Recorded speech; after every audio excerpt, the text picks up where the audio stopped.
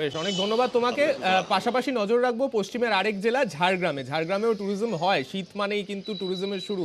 আমি প্রথমে রাজুকে একটু জিজ্ঞেস করবো, রাজু আবহাওয়া কিরকম লাগছে, কতটা ঠান্ডা সেখানে? তো ইতিমধ্যে প্রায় 11 ডিগ্রি তাপমাত্রা নিচে রয়েছে, কারণ ঠান্ডা আরো পড়তে পারে। যত দিন গড়াচ্ছে তত 1 ডিগ্রি করে তাপমাত্রা কমছে। গতকাল ছিল 12 ডিগ্রি, আজ 11 ডিগ্রি। আরো হয়তো কালকে আরো তাপমাত্রা কমতে পারে। সেক্ষেত্রে প্রতিনিয়ত যেভাবে তাপমাত্রা কমছে, তাতে ঠান্ডায় জুবুথুবু জেলাবাসী বলাই চলে। কারণ বিভিন্ন জায়গায় যে পর্যটক কেন্দ্রগুলি রয়েছে, সেখানে পর্যটকরা বিভিন্ন জায়গা থেকে আসছেন, শীতপ্রেমী যে সমস্ত পর্যটকরা রয়েছে। তার পাশাপাশি ঘন কুয়াশা গোটা জেলাতেই দেখা যাচ্ছে। কারণ সকালের দিকে যেমন তাপমাত্রা থাকছে অনেক কম, এবং ঠিক তেমনই আবার যত বেলা বাড়ছে বা সন্ধ্যের পর থেকে তাপমাত্রা অনেকটাই কমে যাচ্ছে জেলাতে।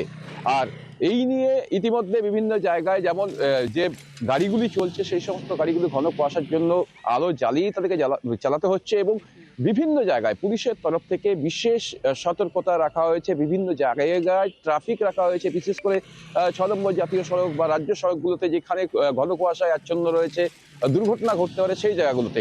আর যে সমস্ত পর্যটক কেন্দ্রগুলো রয়েছে, সেখানে সকাল থেকেই পর্যটকরা গিয়ে ভিড় করছেন। কারণ এই সকালে শীতের আমেজ নিতে পর্যটকরা ভিড় করতে শুরু করেছেন, বিশেষ করে বেলপাহাড়ি সহ বিভিন্ন জায়গাতে।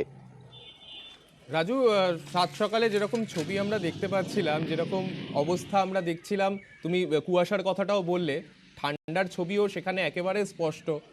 যানজট কি সেইভাবে দেখা যাচ্ছে?